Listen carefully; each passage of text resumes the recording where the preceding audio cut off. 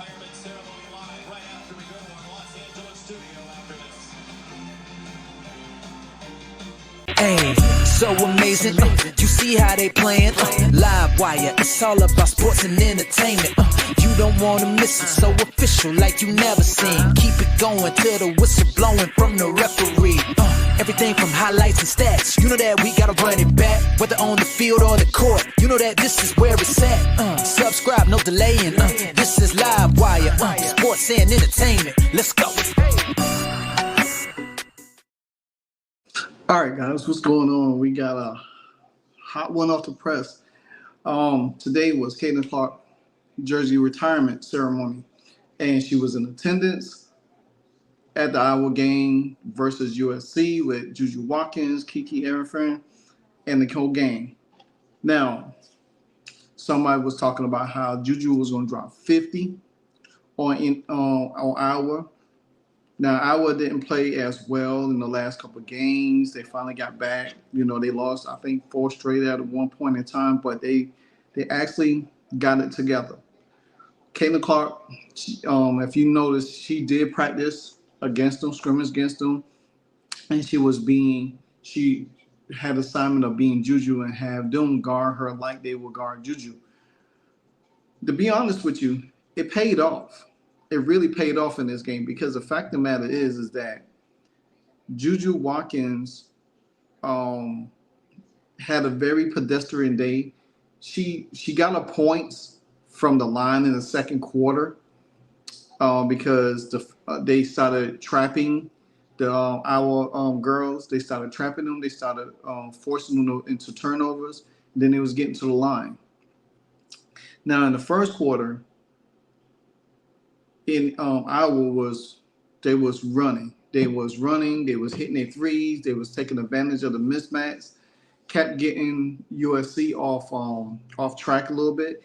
Kept making them be decisive in what they want to do in their sets, and it worked because they went on into there was at one point it was 16 to 1, and then it was like 18-4 because Juju hit a 3, but that was in the first quarter. Second quarter, a whole different tale because what Iowa was doing to USC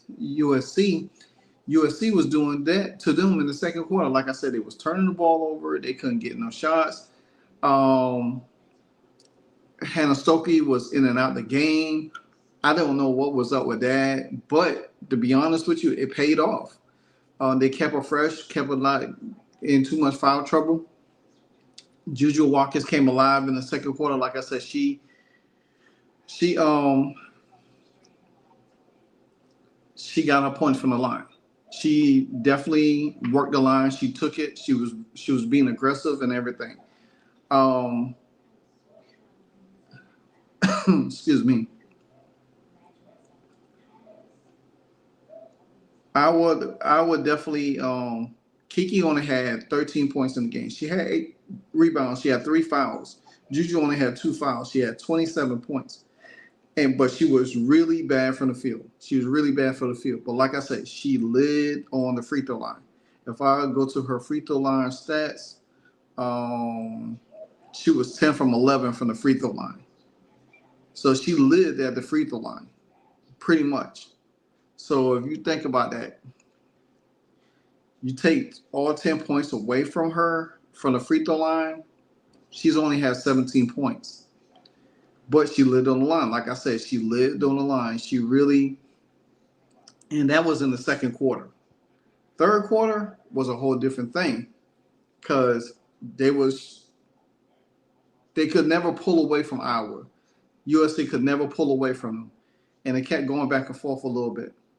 And then Iowa slowly made a run. Now in the before halftime, Juju did got a steal, and then she did hit a buzzer beater on a layup to take the 1-point lead in the half. It was 29-28 at that time. And like I said, now in the third quarter was a whole different thing because the fact of the matter is that Iowa started making runs. Iowa started being a little bit more aggressive. They changed up, they set a little bit, especially when it came to defense. What they did, they was able to start trapping, show different looks to Juju, show different looks to Kiki, and started making them be a little bit more decisive. And you could kind of see the sense of urgency in USC where they was trying to force out the shots, and when they was trying to actually, um, they was trying to actually um, be a little bit more aggressive. You seen that Juju was trying to take the game over. It's like she wanted to put the game on her back. She wanted to be the hero. She wanted to be the one that win this game. And I knew Juju, she probably wanted to upset this moment for Caitlin Clark, but the Iowa girls was not going to allow that to happen. They was not going to allow that to happen. They wanted this for,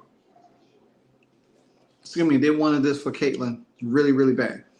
And they play like some champs. If you look at it, Hannah Stokey had 10. She had 4 fouls, but she had 5 rebounds.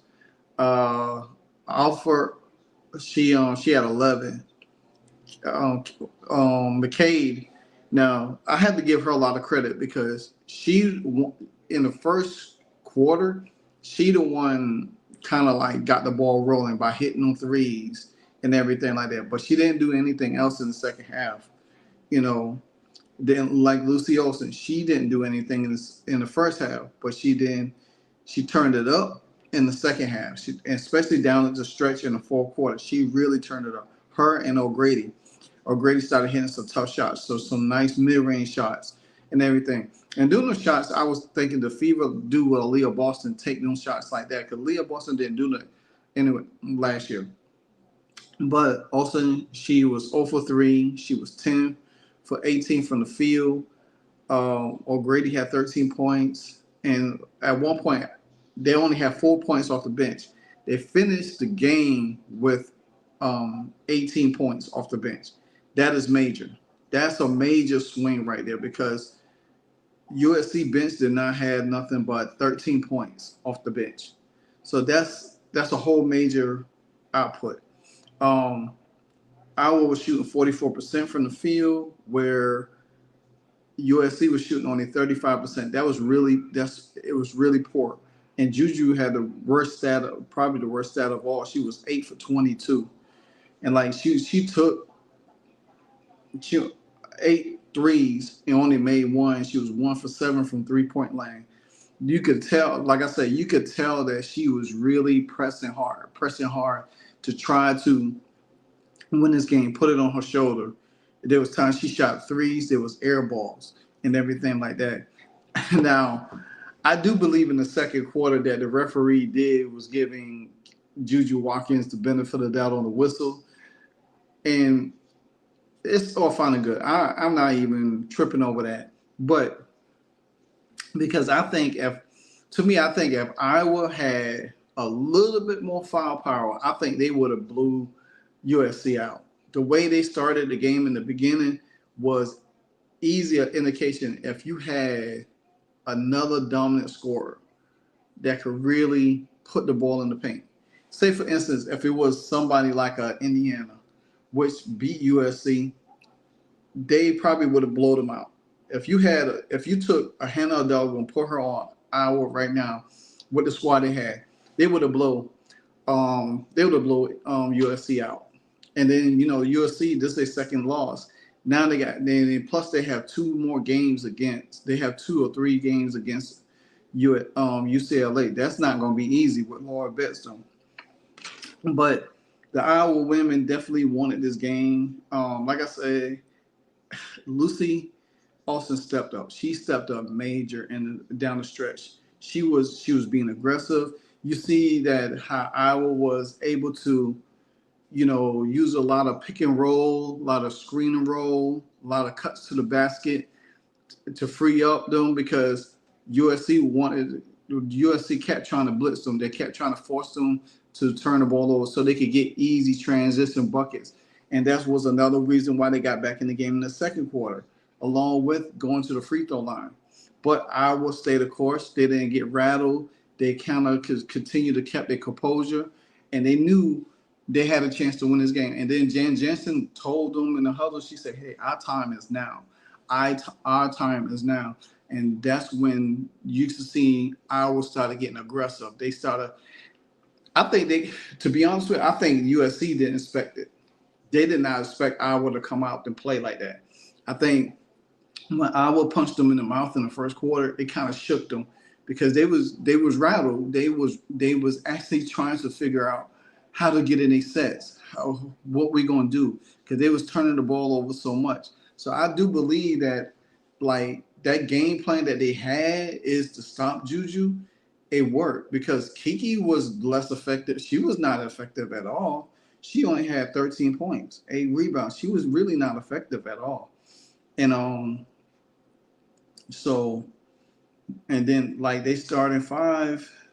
Smith, she hit a couple of threes, and she had 11 points. But you look at the team stats, field goal percentage. USC was 23 for 65. Iowa was 25 for 56. And I just read you the field goal percentage. Iowa was 44% from the field. USC was 35% from the field. Three-point from the line for both of them was bad. McGrady had three. I mean, McKay had three, and it was 5 for 18. Where USC was 7 for 24. That means they was trying to shoot their way back in the game, and it didn't work. 3-point percentage was both teams bad. 29 for USC, 27 for Iowa. Free throw lines on USC, like I told you, they led on the free throw line in the second quarter, and they finished with 8. They only missed 2 shots from the free throw line, so they were 16 for 18, and most of them came. If you think about it, Juju had 10 of that by herself. So, and then Iowa in the second half, Iowa started getting to the free throw line down the stretch, and they only missed 7 shots, and it was 20. There was 21 for 28. So there was like respectively 88.9% for USC, 75% for Iowa. Offensive rebounds 15 to 10, USC. Defensive rebounds 22-27, and that 27 was Iowa. Iowa had more rebounds than them. Assists. You think about it, if you look at it, 16 for 11. And the thing about it is because if down the stretch in the third quarter going into the fourth quarter, you see a little bit of how Iowa was able to move more without the basketball. Now, there's some things about Iowa I wish they had done, not like especially not getting stuck with the ball, kind of like move a little bit more. But they did it down the stretch a little bit more, so that was pretty good. Turnovers was about even, 18-17. Points over turnovers is about the same. Iowa has 17 and USC has 16. Fast break points, USC had 12 to 5 because they created the turnovers and they had them, and they was able to get in the open field at that time. Points in the paint, both of them was even, 32 points apiece. Fouls, USC had more. Iowa has 19. No technicals. The largest lead was 19 for Iowa, and the largest lead was 6. And that's the difference right there because Iowa built a strong lead in the first quarter where USC had to spend so much energy to get back into the game. Now, Iowa did talk at the end of the game about, playing in front of Caitlin Clark, playing in front of the crowd, getting this win for her, especially with her college jersey retiring. So I'll let y'all look at a little clip right here as I show y'all real quick. It was really cool. I mean, every time I watch any of her highlights or anything, I'm like, wow, she's so good. And she practiced the other day, I was like, wow, this is so cool. But yeah, I don't know, it's just amazing and everything she's done for the sport, and like that's part of the reason I'm here because of how much she's grown women's basketball. you could tell how starstruck Lucy Olson is of Caitlin Clark. Now, what's going to be crazy if she declares, or she's a senior, so she has to declare, if she gets picked up in the second round, either number 19th or 20th, and she gets to play with Caitlin and gets to learn from Caitlin. That's going to be awesome. That's probably will be her highlight right there. And I'm sure that she probably will want to come to Indiana play with the Fever because she has tremendous skill. She just has to develop a little bit more. She has a great mid-range game. I think she could be a better passer than what she is now. She doesn't shoot the three well, but she would take 3-point shots. So but all around, I think she will be a good asset because, especially young talent growing into the game, she'll be able to. And she probably, especially if Dave was a drafter and she got to work with Keith Porter, he'll bring out a lot of different things for her, make her a little bit better. And I think, but I could see Lucy getting drafted by the Fever though, probably late in the second round. Now during Caitlin Clark's um, ceremony, she was able to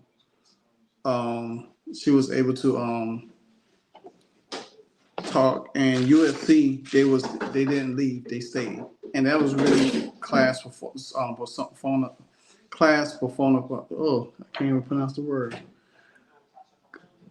That was very classy of them to stay and really sat back and just watch it and not leave, and like most ceremonies the team usually leave, but it was there, and Caitlin was able to give them kudos for a good game and gave a shout out to Juju Watkins about her play, and she said that she was a fan of them and everything like that. So it was good to see. And during the press conference, they was able to talk about it.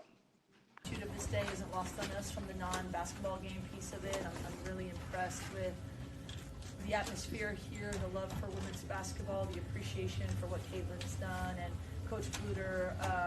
So, we had decided prior to the outcome of the game that we were going to stay out there and be part of that to honor her and where women's basketball is. And we know that the things we're doing, we get to write our own story, but are part of a synergy around women's basketball that has, in many ways emanated from here. And so obviously congratulations to her. There's nothing I can say that hasn't been said, but the respect she's shown us and the humanity she's shown us, I'm definitely a fan. As far as the basketball game goes, All right, so now the one thing that you probably will have to worry about with USC is that did our stamp the blueprint on how to play Juju Watkins from here on out? Because like I have said before, March Madness is coming around the corner, and teams play tougher and play totally different than they play in regular season. And I suspect that teams is going to look at it, especially like a team like a UCLA. They're going to look at that stuff. They're going to take what they did. And I'm sure I will probably look at what Notre Dame did against them and applied it. And then, Caitlin with her high IQ was able to say, hey, this is what these guys. And then you had recruits that was there to watch the game. So, and I think the number one player in the nation, she was there as well. So that was a good look for Iowa to showcase this team. Because guess what? When Lucy also moves on, you will have to need somebody else to replace her production and what she brings to the team. And she's forever going to be an Iowa alum, because she was able to do the things that she was able to do. Now, she was there a couple of years to develop and play along with Caitlin Clark, and then was able to take over this team. I think they would have been a little bit far ahead, but nevertheless, they weren't really at. But it was a good win, a good win for Iowa, good win in front of Caitlin Clark, good win for the team, for the program itself. I think that for USC, they're just gonna have to go back to the drawing board and get prepared because they only got like, what, 7 games left before tournament season start. So anyway, like, comment, subscribe. Until the next episode, Live Wire Sports, and I'm out. Hey, so amazing. You see how they playing? Live Wire, it's all about sports and entertainment. You don't wanna miss it, so official like you never seen. Keep it going till the whistle blowing from the referee. Everything from highlights and stats, you know that we gotta run it back. Whether on the field or the court, you know that this is where it's at. Subscribe, no delaying. This is Live Wire, sports and entertainment. Let's go.